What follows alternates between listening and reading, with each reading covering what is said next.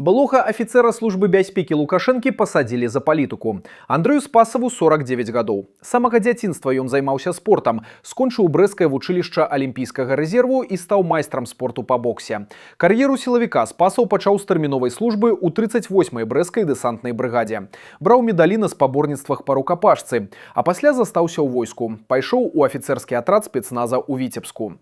Знаёмыя называюць яго воінам па натуры, які не шукаў лёгкага хлеба, а проста хацеў займацца сапраўднай мужчынскай справай і абараняць радзіму. З часам Андрэй перайшоў служыць у службу бяспекі Лукашэнкі.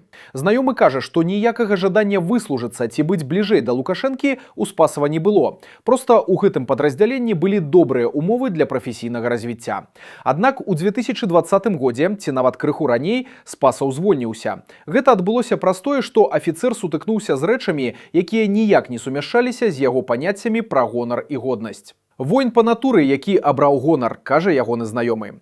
Пасля звальнення Андрэй працаваў на рабочых спецыяльнасцях – будаўніком, печніком, зваршчыкам. Нядаўна стала вядома, што мужчыну асудзілі па палітычным артыкуле аб садзейнічанні экстрэмісцкай дзейнасці.